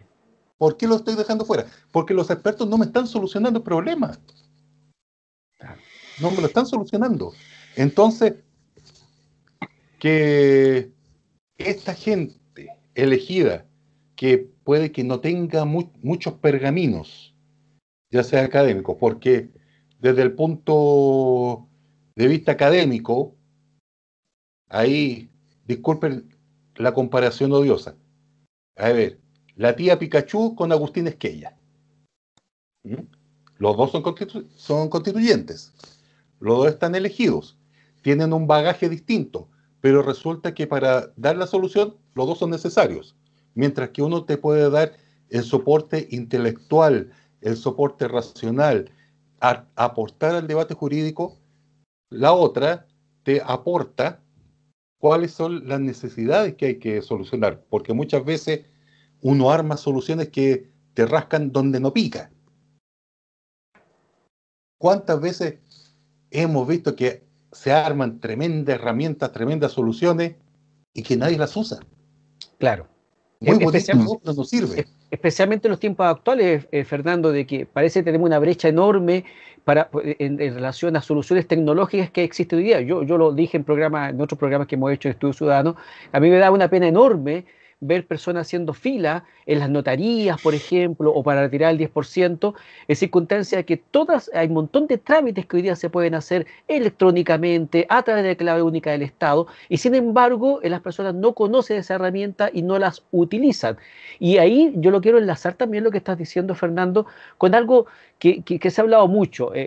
personajes como el alcalde Rodolfo Carter obtuvo una de las más altas mayorías en su reelección. Y es lo que se llama la gente que tiene calle, que conoce. Lo vimos al principio de la pandemia, muchos alcaldes dándole datos al gobierno y a veces también chocando con el gobierno respecto de las soluciones. No tenemos también un problema generalizado, no solamente en el gobierno de turno, sino que en los políticos en general, de que el diagnóstico se siga haciendo desde el escritorio, desde la lectura de los diarios y no desde el terreno mismo. Y tal vez este proceso de la Asamblea Constitucional sea tal vez, o de Convención Constitucional, me han dicho, sea más bien un espacio tal vez de experimentación, de co-creación, como tú estás planteando, y que tal vez no salga algo tan terrible si es especialmente algunos criterios técnicos se van imponiendo, o más bien dicho, se van utilizando como una herramienta de matización. Ahí yo creo que la labor de la Secretaría Técnica de que va a tener la convención va a ser una tremenda labor, porque estos profesionales van a tener que esforzarse para darle forma jurídica, de redacción y de consistencia con las leyes a las ideas que uno parte de la premisa que de buena fe, bien intencionadamente, personajes como Esquella o la tía Pikachu van a plantear. ¿Qué les parece a ustedes? ¿Ustedes creen que realmente después de esto tengamos una experiencia positiva de co-creación y no algo que algunos sospechan y temen de que pueda ser el inicio de un asalto al poder? Bueno, la co-creación, sí, la co-creación, no voy a dar breve para que siga Cristian, pero la co-creación, la co-construcción existe y ha sido de alguna manera una línea que se ha implementado en el pasado y hasta ahora. Hay investigaciones participativas, hay cogestión, inclusive modelos de cogestión donde participan, que fue un tema que planteó Gabriel Boric, en las empresas, trabajadores siendo parte de directorio o trabajadores derechamente tomando ciertas áreas o cierto control en las empresas. Entonces el modelo de participación que plantea Fernando no es ni más ni menos que probablemente el que tiene en el origen, probablemente en la génesis, la democracia, que era la asamblea griega, la Iglesia, donde obviamente eran cierto grupo, pero era de base, era básicamente los ciudadanos de la ciudad los que hacían de alguna manera y construían los que hacían vida de polis. La política viene de polis, de ciudad, de espacio común. Y que se perdió, pues justamente se perdió porque nuestra política se terminó compartimentando, segmentando, tornándose más tecnocrática y menos vinculada con el contexto y la realidad que puede encontrar un alcalde como Carter, Codina u otros que hemos mencionado previamente. Pero en definitiva, la vida y la viabilidad de esta opción que plantea Fernando y que tú también agregas, Alejandro, tiene que ver también con una racionalidad y con un sentido justamente de construir conjuntamente en esa diversidad. Y eso es lo que está por verse, porque a mi parecer también pueden influir otros elementos que tengan que ver derechamente con la imposición, con el juego de poder, con la relación de poder que va a haber. Yo hablé de que había una redistribución y un rebaraje del poder, y el poder acá se reestructuró y se descomprimió. Quienes lo tenían, lo perdieron en parte, lo mantienen en alguna cuota, pero está también en nuevos actores. Y ese es el punto que está por despejarse. Por eso yo he puesto tanto énfasis en cómo se va a ir comportando esta nueva institucionalidad, que puede tener un principio de origen elevado y altísimo y altruista, pero hay que ver cómo se va a conducir. Y eso habitualmente, para bien o para mal, lo conducen actores políticos con mayor expertise, más allá de los expertos, como Esquella, o más allá de la persona representativa de la villa o de la población o del territorio. Y esos son los actores políticos. Vamos a ver ahí cómo se van articulando y quién va liderando esto. Cristian, ¿tú crees que esto se puede salir de control? Sí, te voy a hacer 3 comentarios cortitos. Yo voté que no el año 88. Voté muy convencidamente que no. Ha sido de las mejores elecciones que de mi vida. Pero vengo de una familia de derecha, salvo mi hermano que es de C, pero en general toda mi familia es bien de derecha. Y un tío me decía, que mi familia, ustedes no lo saben, pero mi familia tenía muchos problemas económicos. Entonces mi tío me decía, Cristian, no puedes votar, porque él era muy de derecha, no puedes votar en relación a las situaciones de tus papás, de tu familia. No porque ustedes están mal, Chile está mal. Bueno, ¿por qué te quiero decir eso? Porque cuando tú hablas de políticas públicas, tienes que mirar la situación individual de las personas, pero tienes que situar la macro. No porque yo esté bien, Chile está bien, y no porque yo esté mal, Chile está mal. Entonces, a nivel de las políticas públicas, por eso esto de la calle, yo no entiendo. No todos son libros, hay que ver en la cara a la gente los sufrimientos para palparlos, para sentirlos, para tratar de interpretarlo. Pero finalmente la política pública es con libros, con estadísticas, con software, porque somos 18 millones de chilenos en 5.000 kilómetros de territorio. Lo segundo, yo no tengo ninguna duda de que si no negocian las autoridades designadas, esto se va a ir a la punta del cerro.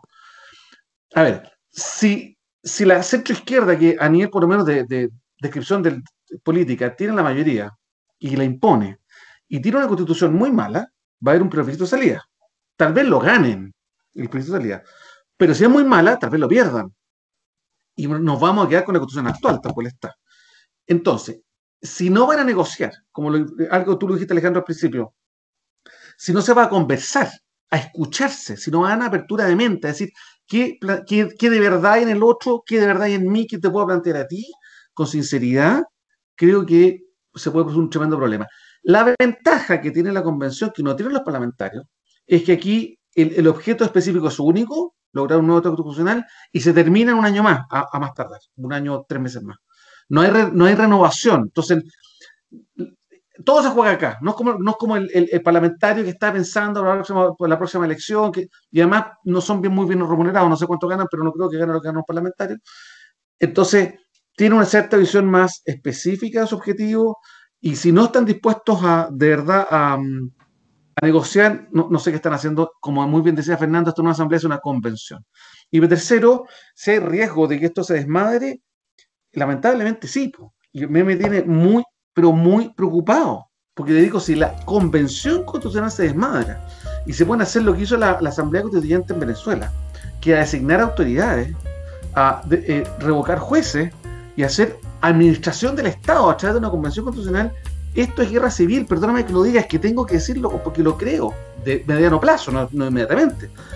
Pero si efectivamente la Corte Suprema le dice a la Convención Constitucional no puede hacer eso, y la Convención dice que más, lo revoco, le saco, corto la Corte Suprema, ¿qué va a hacer? Irse las manos.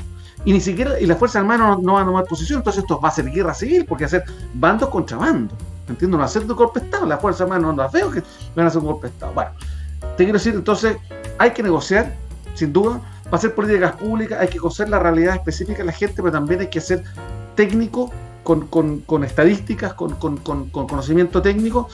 Y tercero, sí, se puede desmadrar si los convencionales como Benito Baranda, que estoy indignado como le dije con él, y otros similares, no se dan cuenta que tienen que ser leales con la ley con la cual fueron elegidos.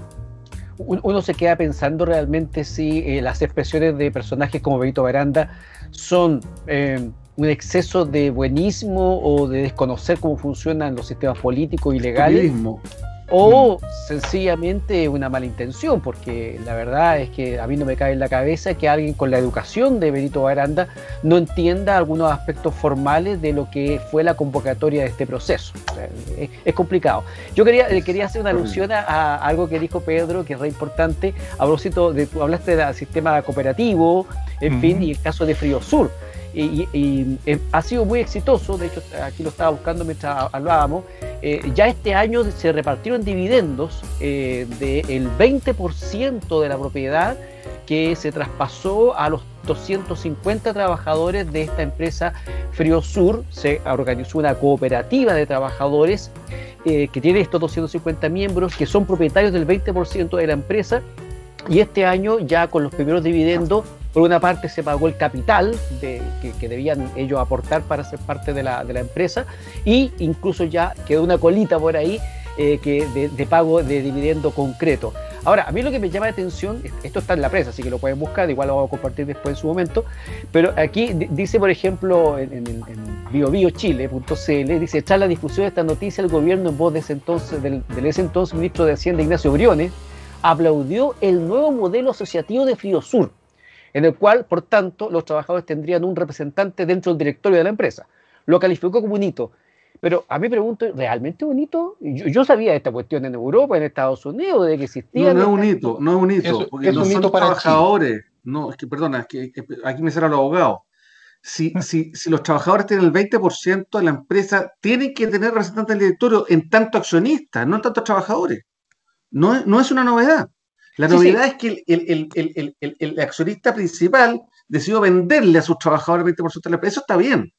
Pero el punto de vista del derecho no es que los trabajadores participen en el directorio, según tú lees, yo no conocía esta noticia, pero según reconstruyo con lo que tú me dices, Alejandro, no participa el directorio en tanto trabajadores y empleadores, sino que en tanto directores, representantes de los accionistas, trabajadores. Claro. O sea, muy distinto al modelo de Boric, que quería sentar a los trabajadores directamente en muy el distinto, directorio. Sí, muy distinto, una especie de cogobierno ahí. No, pero exactamente.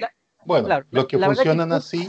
El punto que tengan un director, la verdad que no era lo importante para mí. Lo importante era que les parece como que es algo novedoso cuando estos sistemas cooperativos, estos sistemas de participación de trabajadores en empresas, es algo que yo sabía que existía en otras partes. O sea, entonces, hago el comentario hacia la pasada nomás para decir de que modelos que sirven para resolver problemas de convivencia, modelos vinculados con los ingresos, porque aquí hay la discusión, oye, lo que gana el trabajador no es lo que gana el gerente. Bueno, ¿cómo lo hacemos entonces para mejorar los ingresos de los trabajadores? Estos modelos ya existen. O sea, necesitamos una nueva constitución para echar a andar un modelo como este. Yo creo que este ejemplo demuestra de que cuando hay voluntad y se buscan las herramientas en los medios, se puede llegar a buena solución, ¿o no? Es que, ¿sabes, Alejandro? Lo que yo creo, lo que tú comentas, es novedad para el medio chileno. Cualquier forma de participación a nivel de los... que no sea el estándar accionistas que son mayoritarios, que tienen una bolsa grande de acciones de varios millones, que tienen derecho a poner a X cantidad de directores en los sillones del directorio, y que ellos se embolsan todas las utilidades. De hecho, hay dos ejemplos de cooperativas que son exitosas en Chile. Que uno es Colún. Hay varios, hay harto. Ahí, la Copeuch. Estoy recordando los más famosos. Conavicop. Uno es Colún y otro es Capel. Capel, Colún. Claro, comentando esos dos, los más famosos. Entonces, y de hecho, el esquema tradicional, digamos, neoliberal, ahí le tiene fobia al sistema cooperativo. Entonces, y que si uno me ha tocado conversar con algunas personas, hay ingenieros comerciales, economistas, y básicamente son razones ideológicas, no porque no ven que la cooperativa sea un modelo viable desde el punto de vista económico, desde el punto de vista productivo, cuando es una alternativa más de generación de riqueza y que te permite salir adelante. Fernando, un poco disculpa, para cerrar. Sí, no, dale, disculpa.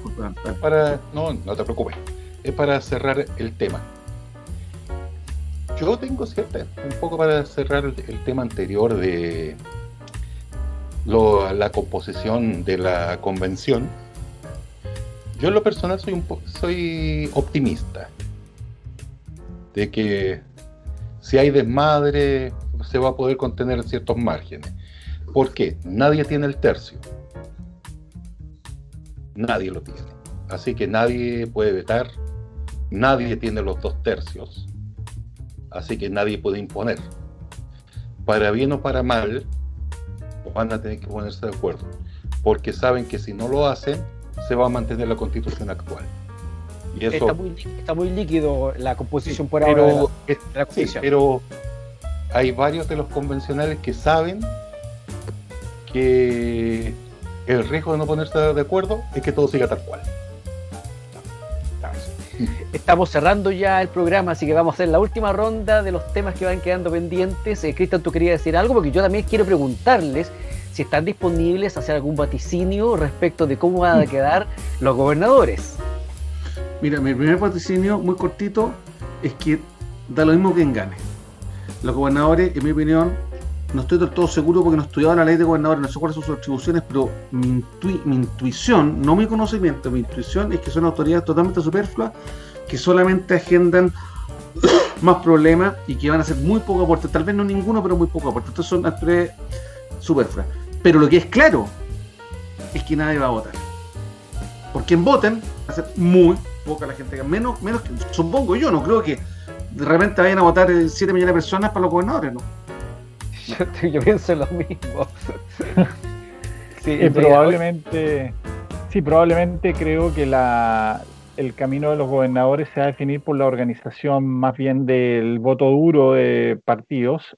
Difícilmente puede que superen los 4,5 millones que participaron este fin de semana, aunque puede ser una nueva novedad y una nueva suerte. Quién sabe si el clima que desatan las competencias, el pánico que puede generar en algún sector, el temor que puede haber porque gane tal o cual, movilice, el miedo finalmente movilice ya y llegue a las urnas, pero todo puede indicar que el rango de participación va a ser relativamente similar, y no hay que olvidar que los gobernadores son un símil, tienen un símil con lo presidencial. Entonces yo lo fijaría por ahí. Yo partí diciendo que las elecciones, por lo menos la de alcalde, eran predictoras de una potencial presidencial. Yo me fijaría también en eso, en los gobernadores, para entender un poco cómo puede venir el futuro no tan lejano de este año en la presidencial. Y la contienda, por lo menos en Santiago, es relevante. Y quiero ahí hincarle también el diente para darle el pase después a Fernando. La derecha no fue capaz de pasar a segunda vuelta.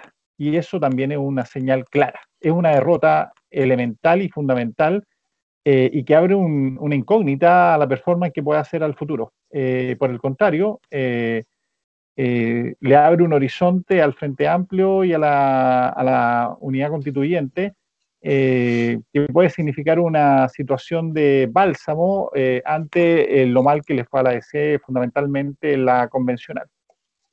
Sí, en realidad respecto a los gobernadores, las instrucciones son pocas. También tenemos una cápsula educativa en nuestro sitio estudiociudadano.cl sobre qué son y qué se supone que van a hacer los gobernadores para quienes quieran verlo. Y claro, Rodrigo Mundaca, el electo gobernador de la Quinta Región, lo dijo en una entrevista en CNN antes de ser elegido, de que estaba consciente de que el cargo de gobernador regional no iba a tener muchas atribuciones, pero sí iba a ser un espacio de influencia política, de figuración pública, y seguramente los partidos que hoy día han resultado, o más dicho, los movimientos que han resultado victoriosos en estas mega elecciones del mes de mayo, van a querer consolidar su posición tratando de sacar a su candidato. Y lo que estás mencionando, Pedro, por supuesto que es relevante. O sea, que al final la segunda vuelta por la región metropolitana sea entre Orrego y la candidata Karina Oliva. Karina Oliva del Partido Comunista es una tremenda sorpresa. Ni el mismo movimiento de izquierda pensaban, estuve leyendo en la prensa por ahí, que ellos pensaban que pueden llegar en tercero, no se imaginaron nunca y que iban a pelear palmo a palmo. Y ojo, Alejandro, sí. Perdón que te interrumpa, dos cosas.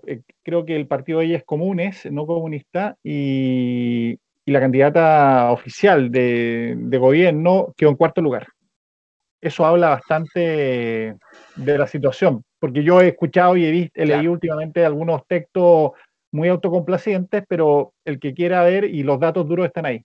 15%, 15 y algo sacó la candidata del Partido Ecologista, 14 y algo sacó Catalina Parot.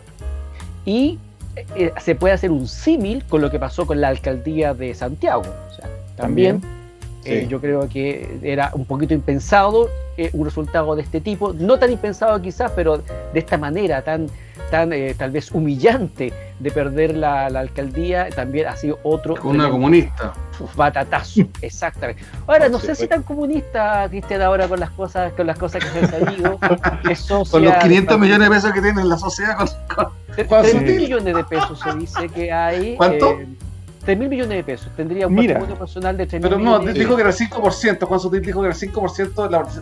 sería una tremenda sociedad, ese 5% son 3.000 millones. Imagínate, vamos a compartir, hay dos notas pero de no prensa. lo puso en la declaración de, lo que yo sé es que, perdona Alejandro, Sí. no lo puso en la declaración de candidato. Sí, habría una investigación al respecto, pero independientemente de eso, si hay o no una investigación al respecto, hay dos notas de prensa que están circulando, incluso una de ellas donde Juan Sutil reconoce el vínculo de hace 3 décadas con la familia de Iracy Hasler. ¿Cuál es el apellido? Hasler. Sí, Iracy Hasler. Iracy Hasler, que tiene un patrimonio personal, que es socia de empresas vinculadas con Juan Sutil, y que, bueno, algunos periodistas sacando las cuentas rapidito por ahí, llegaban a la conclusión de que su patrimonio personal ascendería a 3.000 millones de pesos. Entonces, parece que tan comunista no es, o si lo es, bueno, comunista bueno, tendrá que responderle a sus electores, y vamos a ver entonces otra cosa con guitarra cuando le toque gobernar el municipio de Santiago. Vamos a ver si va a aplicar o no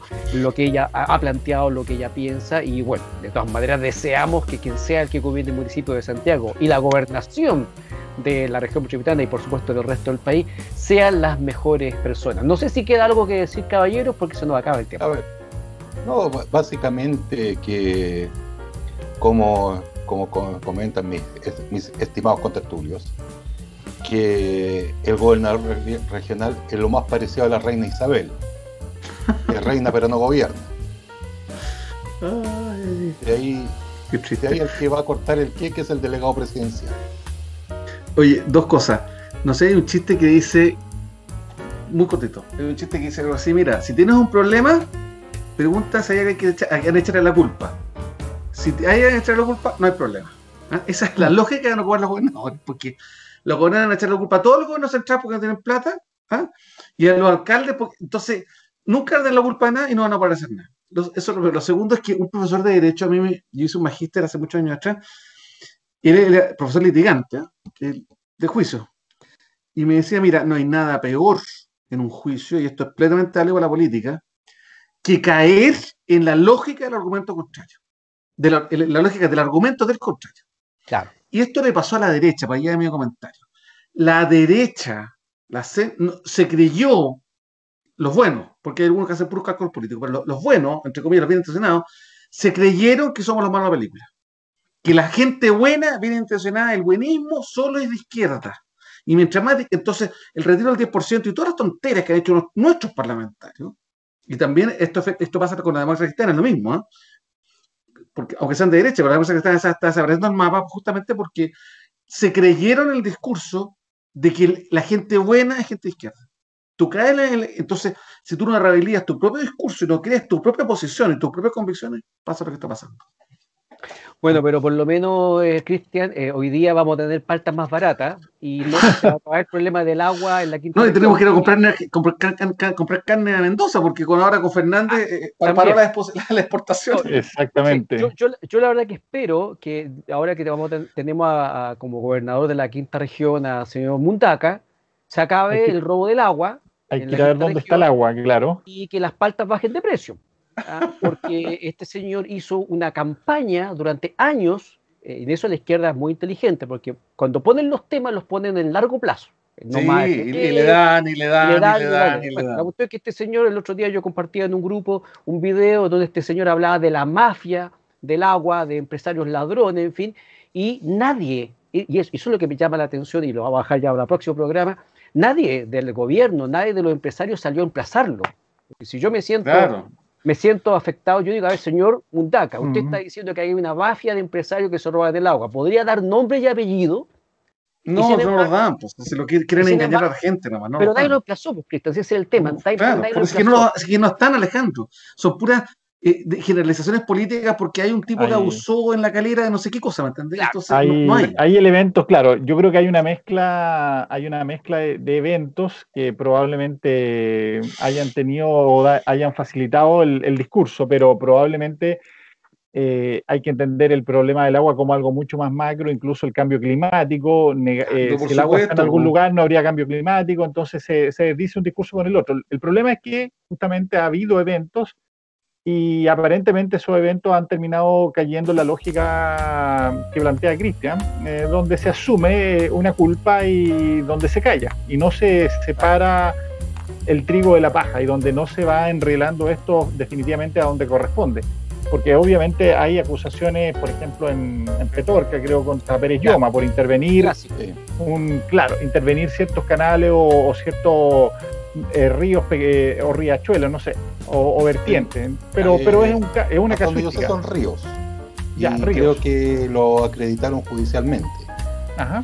No, así que mira, cuando quieren hacer campaña del terror, no hay nada más. Mira, en la teoría del drama, de la dramaturgia mundial, en todas las películas, no sé si en todas, en las películas más comunes, el bueno es tan bueno como el malo sea tan malo. Entonces yo soy bueno en la medida que hayan malos y tengo que encontrar los malos, tengo que recrearlos. Hay un demonio, tengo que encontrarlo para yo ser el santo. Y la izquierda eso lo hace siempre, es una estrategia completamente universal. Siempre encuentra un malo, personifica, y a veces con razón, no digo que no. Sí, claro. Porque en el caso de Sokimich, claramente donde sabemos dónde está el malo, que es lo más cercano al demonio, ¿cierto? A veces tiene razón, pero lo institucionaliza. Son todos los malos, entonces somos todos los ofendidos. Entonces, por supuesto que ya al final hacerle daño al malo es legítimo, porque como dice el refrán que me enseñó mi abuela, el que le roba a un ladrón tiene 100 años de perdón. Exacto. Entonces, así es. Pero bueno, ya, no le quito más tiempo, don Alejandro, perdone la... amigos de la quinta región, por lo menos van a haber las paltas baratas y seguramente ahí no va a haber impacto del cambio climático. Así que No, pues, por decreto se va acá. todo solucionado. Caballero, les quiero agradecer entonces. Gracias, Alejandro. Gracias, Alejandro. Alejandro, muchas gracias. A la gente que nos escuche y lo dejo invitado desde ya para la próxima sesión, porque esto está totalmente en movimiento. La política se reactivó con esta mega elección, con los resultados, y yo quisiera hacer el programa seguido, porque no se puede, porque tenemos otras cosas que hacer también, pero la idea es que cada ciertos días nos juntamos y analizamos lo que haya pasado y también hacemos algunos tipos de anticipos y adelantos de lo que pueda pasar más adelante. Fue el capítulo número 1 de Ciudadanos en Línea con Pedro Iturrieta, Cristian Larraín y Fernando Palma. Muchas gracias por la sintonía y nos vemos la próxima semana o en 2 semanas más o menos que estamos grabando con estos temas y lo que pase en este tema entre el capítulo 1 y el capítulo número 2. Nos vemos. Chao Alejandro, chao Fernando, gusto Chao, conocerte. Cristian, chao, Alejandro.